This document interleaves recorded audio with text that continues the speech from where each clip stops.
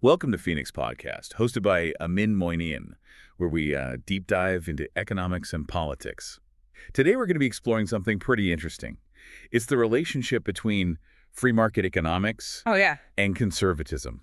Mhm. You know, on the surface, they seem like they go hand in hand. But as we'll see, there's a little more to the story than meets the eye. Yeah, absolutely. I think the word conservative in particular, it comes with a lot of historical baggage. And I think to understand the relationship between free markets and conservatism, we really need to unpack that baggage. Okay, so let's start with the basics. When we think about free markets, Mm-hmm. when we think about conservatism, Hmm. what are some of those surface level connections? Like where do they seem to be natural allies? Well, I think both of them at their core, they really emphasize individual liberty, limited government, Yeah. and often traditional values. Right. It seems like a pretty natural fit. Yeah. So where do things start to get a little more complicated? Well, it's interesting because one of the giants of free market thought, Ludwig von Mises, he actually outright rejected the label conservative.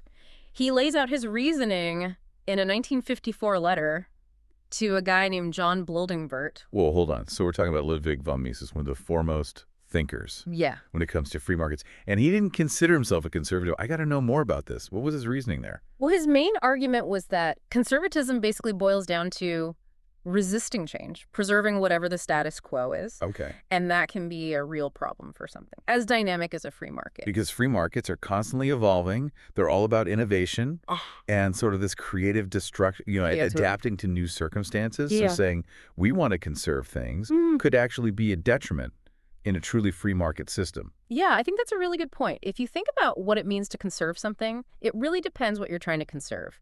If you're in a country where the government already intervenes heavily in the economy, being conservative might just mean you want to continue that intervention. Oh, that's fascinating. So it's not necessarily about the label conservative, but it's more about what are you actually trying to conserve? Exactly. What's the substance behind that? Yeah. That's really interesting. And Mises argued that in Europe a lot of times, what conservatism meant was really about defending the privileges of the aristocracy and opposing even basic democratic reforms. Interesting. So he was making a distinction there between what he saw as the true principles of free markets and then what the term conservative was often representing in practice. Yeah, exactly. Okay, so he's basically saying there's a disconnect there. Yeah, and he even pointed out that in the U.S., conserving the status quo could mean keeping things like New Deal policies in place, which he saw as being opposed to free market principles. So are you saying then that the term conservative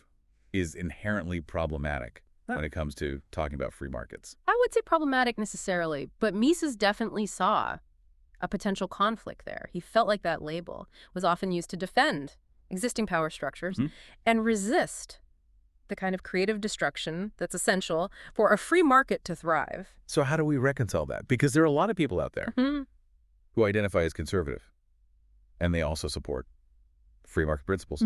Are they just using the wrong label then? Well, that's where I think things get interesting. Because Mises would argue that clinging to that label conservative might actually limit the potential of free market ideas. He felt like it kind of boxed them in to a framework that resisted the very change that they were meant to unleash. Okay, so if conservative is potentially holding back free market ideas, what's the alternative? How do we talk about these principles then in a way that's both accurate and compelling? Well, Mises believed that. The answer lay in focusing on the core principles themselves.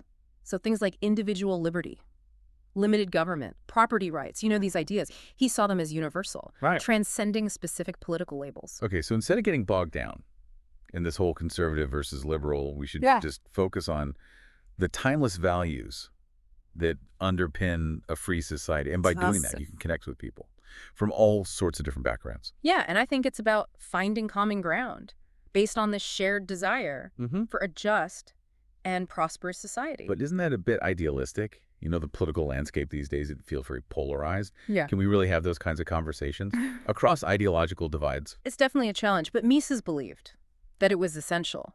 He saw a real danger in letting free market principles get co-opted by any single ideology. He wanted them to be a force for progress and positive change, not just a tool for defending the status quo. So for those of us who do believe in these principles, the challenge is to figure out how to articulate them in a way that resonates with people.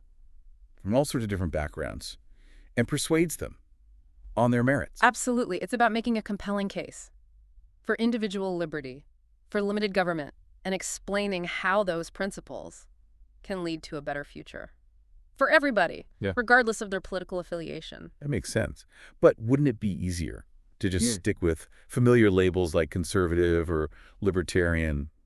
People understand those terms. They have a built-in audience. It might seem easier in the short term, but remember what Mises said. Those labels come with baggage. They can limit our thinking and prevent us from reaching a broader audience. So you're saying we need a new language, new way of talking about these principles. That breaks free from those limitations. Exactly. We need language that's both clear and compelling, language that speaks to people's aspirations for a freer and more prosperous world. That's a tall order, but it seems like it's worth striving for. I mean, if we truly believe in the power of these ideas, shouldn't we be trying to share them with as many people as possible? Absolutely. And that's where you, the listener, come in. And that's where you, the listener, come in. So how do we do that? How do we, as individuals who believe in free markets, help to spread these ideas and break free from those limiting labels? Well, I think a big part of it is focusing on the positive.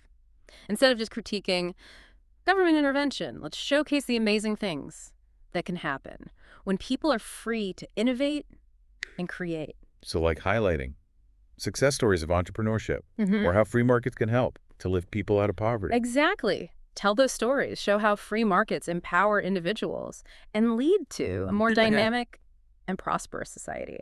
I think people are really drawn to positive visions of the future. Yeah, it's about painting a picture of what's possible, not just dwelling on what we're against. Make it personal. Make it relatable. Something that people can aspire to. Right. And remember, free markets aren't just about economic prosperity. They're also about individual freedom, about empowering people to make their own choices and control their own destinies. And that's a powerful message that I think can resonate with people across the political spectrum. So it's about connecting those core principles of individual liberty and limited government to real-world outcomes that people actually care about. Precisely. Show how those principles can lead to more opportunity, more innovation, more progress for everybody. And don't be afraid to challenge the status quo, to question assumptions, and to propose bold new solutions. Because at the end of the day, that's what free markets are all about, right? Embracing change, adapting to new challenges, constantly striving for a better future. Absolutely. And that's why Mises rejected that label conservative. He saw free markets as a force for progress, not for preserving the past. He believed in the power of human ingenuity to solve problems and create a better world.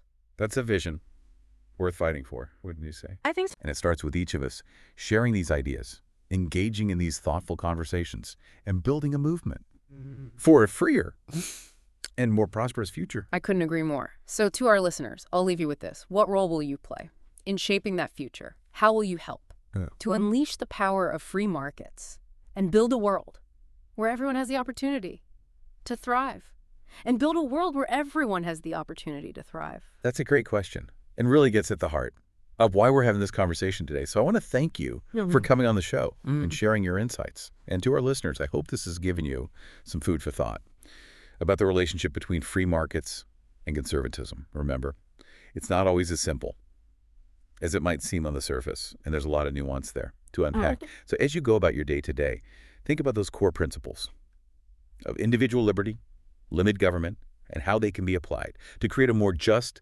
and prosperous world for everyone.